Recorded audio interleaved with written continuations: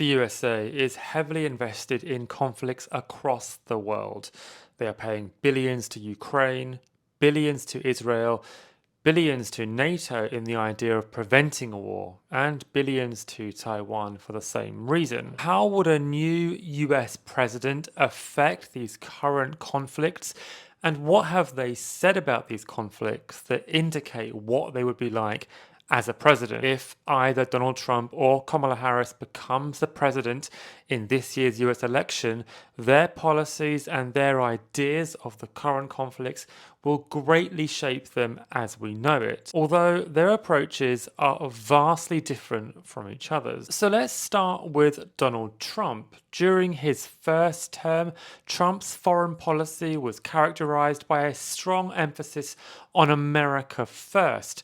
That means reducing US involvement in international conflicts and questioning long standing alliances. It is the isolationist approach.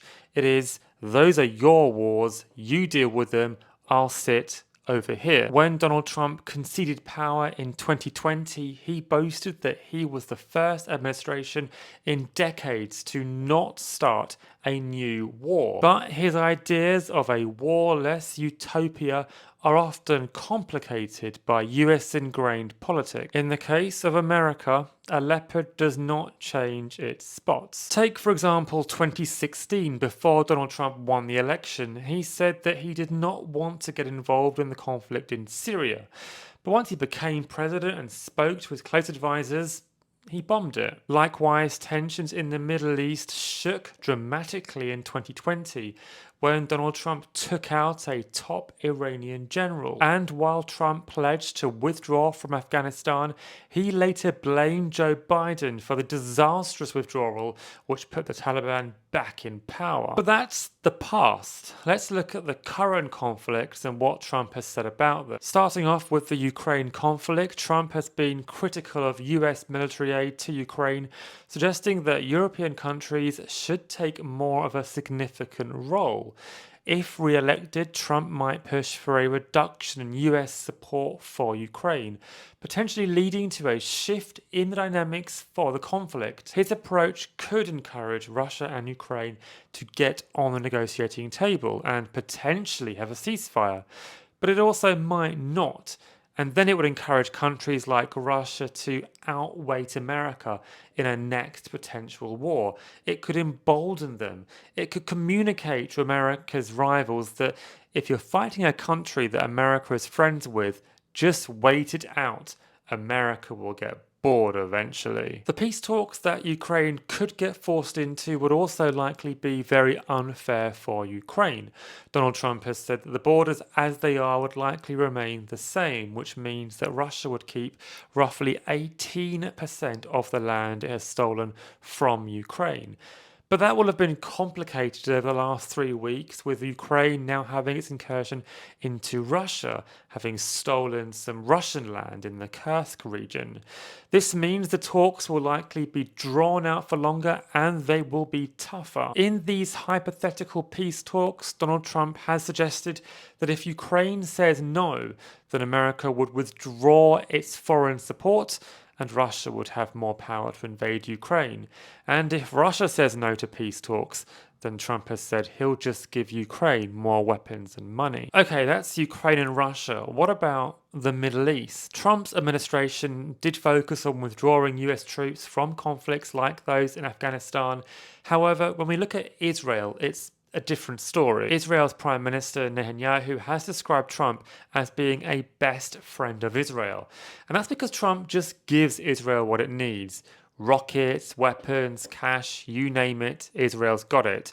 And this is, in some respects, a very traditional Republican line. As Israel's war against Hamas in Gaza draws out, Trump's biggest criticism of Israel is that Israel has not won the war fast enough. Trump has also suggested that Israel is losing the publicity war, with many protests in defense of Palestine sweeping America. Trump understands that Hamas are friends with Iran, And for Trump, Iran is no friend of the US. For Donald Trump, there is no enemy worth crushing more than Iran. Indeed, several months ago, the US Secret Service uncovered a plot in which they claimed there had been a plot to assassinate Donald Trump, sponsored by Iran, unrelated to a previous attempt on his life earlier this year. But perhaps Donald Trump's most ambiguous position is on North Korea. Here, Donald Trump is a lover perpetually hot and cold on its leader Kim Jong-un. But rather than saying, I love you, no I don't, he prefers to say, you'll see fire and fury like the world has never seen, and then steps into North Korea and gives Kim Jong-un a nice handshake. Some reports claim that Kim Jong-un is warmer on a Trump victory than a Harris victory. It would make sense. First of all, Trump was the first US president to step into North Korea and someone who on paper says he wants to fund less wars. Bad news then for South Korea, who relies on the US's defense and money for their war with North Korea. Having Kim Jong-un as a neighbor would probably be quite a disturbing experience. Now imagine your neighbor having nuclear weapons, but you don't have them to return the favor. South Korea does not have nuclear weapons, but the US has always said you don't need them, we'll come to your defense, we'll put troops in South Korea, we'll look after you. Under an isolationist American first approach, that might not be the case. In the past, the US has dissuaded the South from getting nuclear bombs and offered protection instead. A Trump administration that walks away might encourage South Korea to build a bomb itself, causing further instability in the region. On to China and Taiwan now. Now, Trump took a hardline stance on China back in the day when he was president, instigating trade wars and tech wars. China is becoming a fast-growing power, both in the military sense and the economic sense. This, for Trump, is bad news. China is an arch nemesis, a rival that is getting too big for its boots, according to Trump. This rivalry could return under a Trump presidency, and those heightened tensions could also be bad news for Taiwan. But again, with Donald Trump, there is a confusing approach, something that's ambiguous and something that's hard to read. Most of Trump's enemies don't know what he's thinking. Most of his friends don't know what he's thinking. Trump recently said that Taiwan does not pay for US protection, but it does. He also complained that Taiwan was stealing America's semiconductor chip industry, although Taiwan has even bowed to US pressure and started building factories on US soil, as the US asked. For some in Taiwan, Trump's remarks will have made them nervous, understandably. Yet the US is currently tied to a security agreement in which it protects Taiwan. Furthermore, Trump doesn't like Taiwan having dominance in the semiconductor industry, but at least Trump can control Taiwan. How would Trump feel if a rival like China invaded Taiwan and then took control of the industry for itself? And then there is NATO, the big group of clubs that say they're protecting the world, big group of countries who say if you attack one of our members, we'll attack you too. Now, Trump's skepticism of NATO could lead to strained relations with European allies. Trump is no big fan of NATO. He thinks that America pays too much into it. This heightened tension could indeed impact a collective response in conflicts, especially on NATO's borders, which are predominantly in the European region. He did jokingly once say that if a country does not pay its fair share in NATO, then Trump would encourage NATO's enemies to invade that country. But behind these jokes, there are just the frustrations of a businessman. Trump is angry that the US pays the most into NATO, whereas some countries do not even contribute to a minimum 2% of their GDP in defense. Why should we pay, says Trump, when the others are not paying their fair share? While Trump can at times come across as hating NATO, Trump's approach is more business related. I'll threaten to leave NATO unless you up your game, he says. This was the technique he used when he became president back in 2016, and whether or not it's a coincidence, it did kind of work. NATO countries now do pay more into the collective pot. We don't know whether a new Trump presidency would withdraw from NATO, but it's unlikely. Okay, that's Trump. Now let's have a look at Kamala Harris. Kamala Harris, serving as the vice president under the current president, Joe Biden, has supported the administration's support to foreign policy. She has boasted that her time as vice president has made her qualified for the job, saying, "We must be steadfast in advancing our security and values abroad." So already during the campaign, Kamala Harris is talking about the idea of security. Harris wants to show that she understands security, that she knows America's place in the world is being a strong partner. But at the same time, it's hard to pinpoint what Harris would actually do. We can define some of her policies based on her work with Biden and what she has said in interviews, or mostly. During her election campaign, she has avoided interviews and prefers to stick to campaign rallies, often with an auto cue. Her campaigns focus more on the friendly memes and how she is not Donald Trump. But it can feel like there's not a lot to work with when we make a video like this. This isn't me dissing Harris. This is not a blunder on Harris's part either. No. Harris has said that she believes she is an underdog in this election campaign, and as a result, she makes sure that she avoids controversial statements. Policies on war call for drawing up lines and isolating one group over another, something that Harris's team feels she cannot afford to do right now. What we know is that she is likely to continue the status quo of the Biden government, but she may lean into more humanitarian arguments. At this point, I'm just guessing. Based on what she has said or what she has done as vice president, here is what she may do with some of the regional conflicts going on in the world.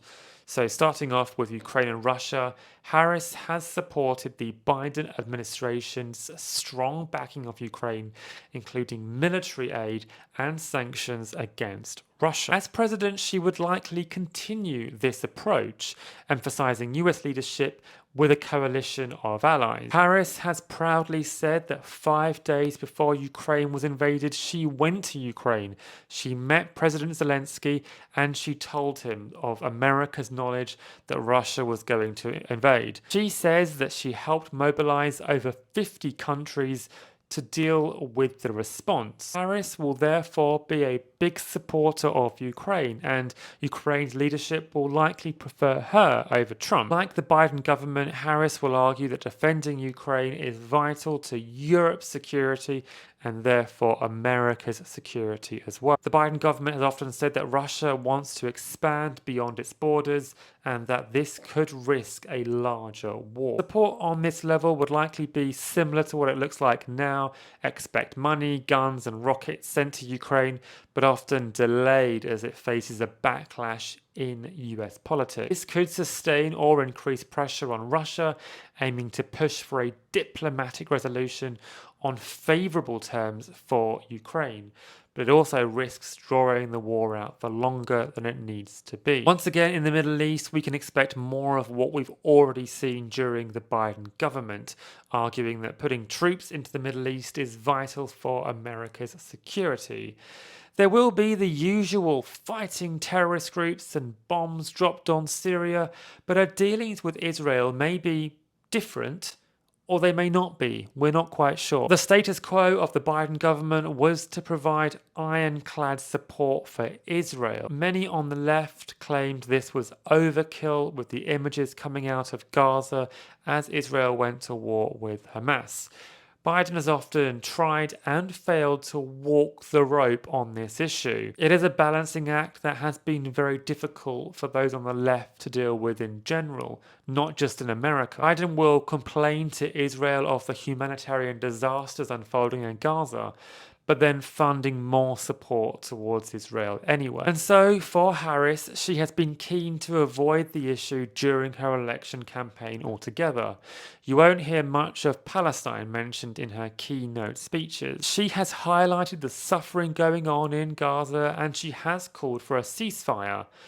But so has Biden. Both her and her VP running mate, Tim Walz, have avoided the issue.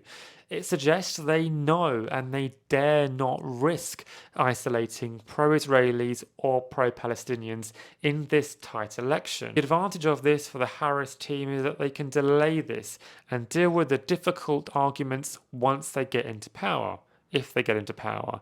But the disadvantage is that we don't know what would happen if they actually win. China and Taiwan next. Now, Harris would likely continue a firm, measured approach to China, balancing deterrence with diplomatic effort. For once, Donald Trump and Kamala Harris mostly agree on their positions of China. Them see China as a rival of technological and military proportions. Kamala Harris wants America to remain as the #1 world power. This means that she too would likely want to prevent a war with Taiwan. Staying in Asia and North Korea. Now, it is very common for US presidents to hate on North Korea. While Kamala Harris has not said much about North Korea on record, she has described its leader, Kim Jong-un, as a tyrant. Like Joe Biden, this means that she would likely continue a tough approach on North Korea and a more pro approach to South Korea, giving them weapons, money, and support.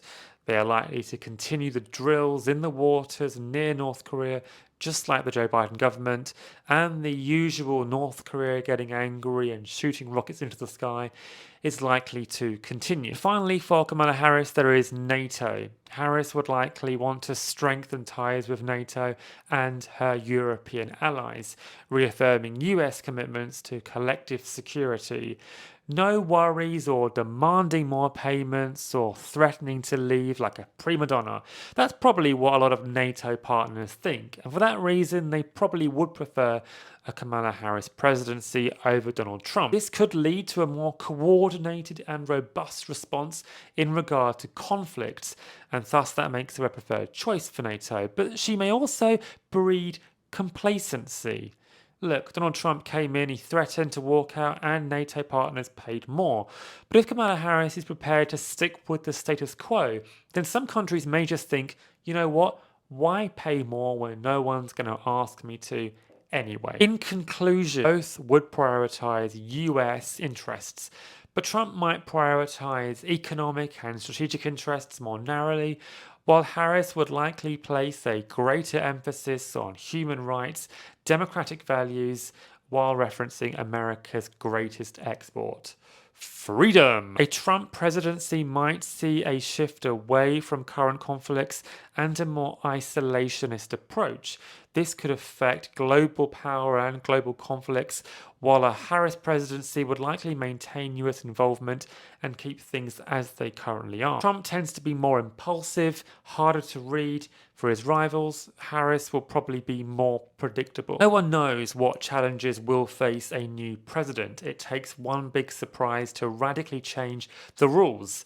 America tried to be isolationist before World War II, but found itself sucked up into a global war anyway. Maintaining the status quo may keep things the same for now, but a miscalculation could blow it all up. Both Kamala Harris and Donald Trump would be tough in their own ways, but which would be better for America?